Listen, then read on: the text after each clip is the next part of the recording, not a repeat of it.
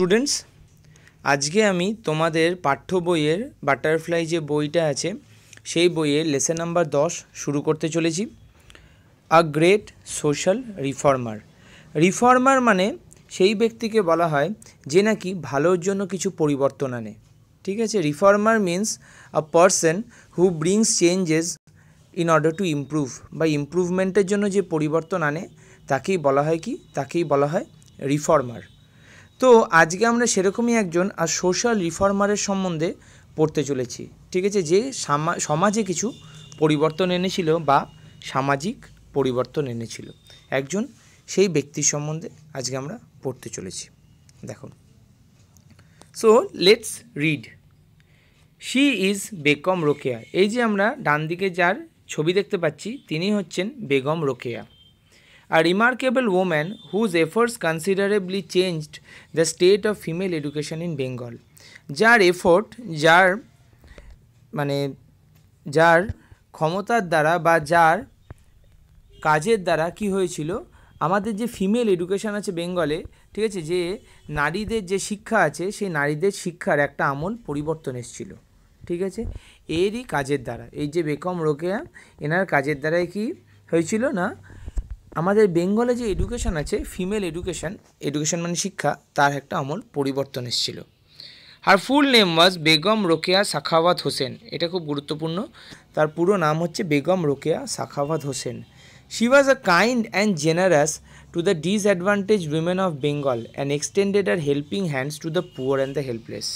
সে ছিল kind and generous এবং সে ছিল কাইন্ড মানে সে খুব দয়ালু ছিল, এবং যে যারা নাকি, যে উইমেনরা নাকি, যে নারীরা নাকি ডিসঅ্যাডভান্টেজ ছিল, মানে সুযোগ সুবিধা পেত না, অ্যাডভান্টেজ ছিল না বেশি, সুযোগ সুবিধা পেত না, তাদের দিকে সে সাহায্যের হাত বাড়িয়ে দিত।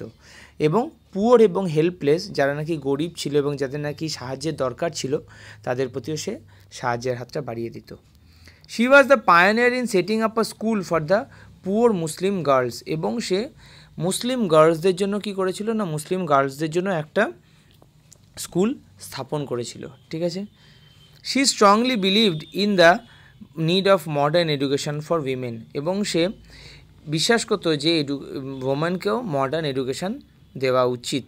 ঠিক আছে, ওমেনদেরও ভালোভাবে এডুকেশন দেওয়া উচিত, মডার্ন এডুকেশন দেওয়া উচিত। Begum Rokeya was born in an effluent Muslim family. Begum Rokeya একজন অ্যাফ্লুয়েন্ট মুসলিম ফ্যামিলিতে জন্মগ্রহণ করেছিলেন, মানে যেই ফ্যামিলির ভালো রকমের সংসার চলে যেত, যেই ফ্যামিলিতে অভাব বলে কিছু ছিল না। ঠিক আছে, though she never went to school, Rokeya educated herself through her own interest and effort. সে নিজে কোনো দিন স্কুলে যায়নি, কিন্তু সে নিজের তাগিদে, নিজের চেষ্টায় কি করেছে, নিজের ইন্টারেস্ট এবং নিজের এফোর্টসের দ্বারা কি করেছে, সে এডুকেশন লাভ করেছে। She learned Arabic and Persian at home and also received lessons in Bengali and English. সে অ্যারাবিক আর পার্সিয়ান নিজের ঘরেই শিখেছে নিজের চেষ্টায়, এবং ইংরেজি এবং বাংলাতেও সে লেসেন নিয়েছে। Some great books written by her, সে কিছু বইও লিখেছে। Some great books written by her both in Bengali and English will be remembered forever. সে কিছু বিখ্যাত বই লিখেছে যেগুলো নাকি ইংরেজি এবং বাংলাতে লেখা হয়েছে এবং যেগুলোকে আমরা সারা জীবন মনে রাখবো।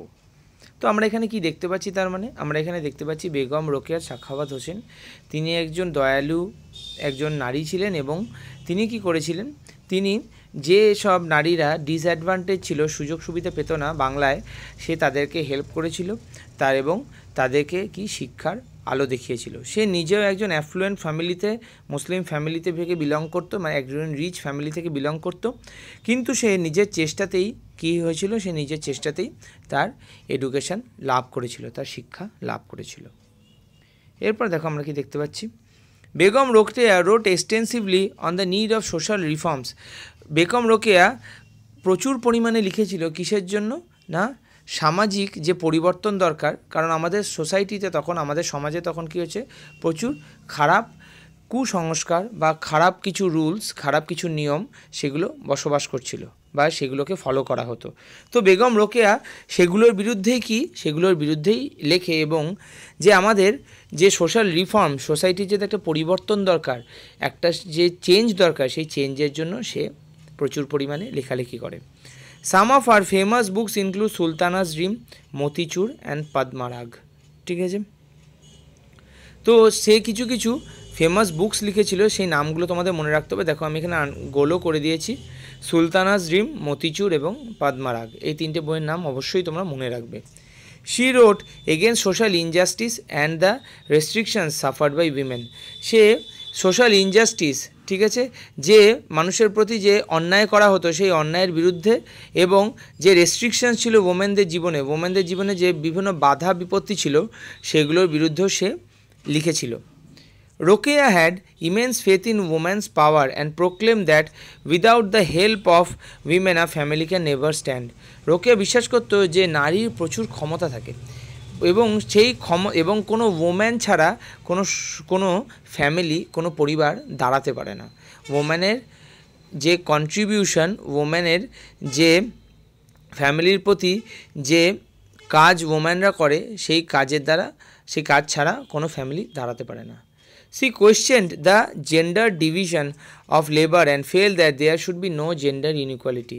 ঠিক আছে, জেন্ডারের বেসিসে স্ত্রী এবং পুরুষদেরকে যে ভাগ করা হতো এবং তাদেরকে যে বিভিন্ন স্ত্রীকে আলাদা রকমের যে ট্রিটমেন্ট দেওয়া হতো এবং পুরুষদেরকে আলাদা রকমের ট্রিটমেন্ট দেওয়া হতো, স্ত্রীদের প্রতি যে অন্যায় করা হতো সে অন্যায়ের বিরুদ্ধে সে আওয়াজ ওঠায়, এবং যে কোনো জেন্ডার ইনইকুয়ালিটি, ঠিক আছে, there should be no gender inequality, মানে যে জেন্ডারের ওপর বেস করে স্ত্রী পুরুষের মধ্যে যে ভেদাভেদ, সেই ভেদাভেদ যেন না থাকে তিনি বিশ্বাস করতেন। Begum Rokeya was a strong humanist. Begum রোকেয়ার মধ্যে মনুষ্যত্ববোধ খুব প্রচুর পরিমাণে ছিল। She gave lessons to women on various subjects. She was the founder of Anjumane Khawateen Islam, a Muslim women's association. ঠিক আছে, সে কী করতো, সে ওমেনদেরকে লেসেন্স দিত, ঠিক আছে, ওমেনদেরকে লেসেন্স দিত এবং বিভিন্ন ইস্যুর ওপরে সে উইমেনদেরকে লেসেন্স দিত, এবং সে একটা অ্যাসোসিয়েশনও ফর্ম করেছিল, উইমেন অ্যাসোসিয়েশন। তার কি নাম ছিল? আঞ্জুমান এ খাওয়াতিন ইসলাম। ঠিক আছে, একটা গ্রুপ ফর্ম করেছিল, কাদের জন্য না?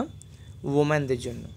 Rokeya had a deep believe in inherent unity of our nation, এবং রোকেয়া বিলিভ করতো যে আমাদের নেশানে একটা ইনহেরেন্ট ইউনিটি আছে, মানে একটা ঐক্য আছে। ঠিক আছে, ঐক্যবদ্ধ হয়ে আমরা অনেক কিছুই অ্যাচিভ করতে পারি, অনেক কিছুই আমরা লাভ করতে পারি, সাফল্য লাভ করতে পারি। তো আমরা এখানে কি দেখতে পাচ্ছি, বেগম রোকেয়া যে সোসাইটিতে যে বিভিন্ন রকমের যে বৈষম্যগুলো রয়েছে, সেই বৈষম্যগুলো এবং যে অন্যায় অবিচারগুলো করা হয় স্পেশালি ওমেনদের বিরুদ্ধে, তার বিরুদ্ধে আওয়াজ উঠিয়েছিল।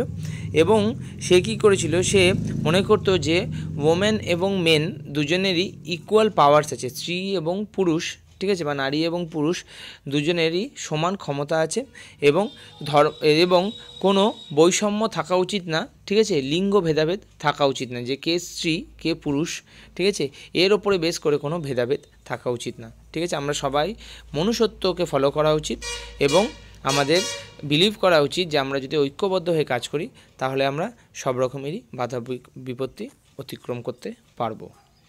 সো এই ছিল এই গল্পটা।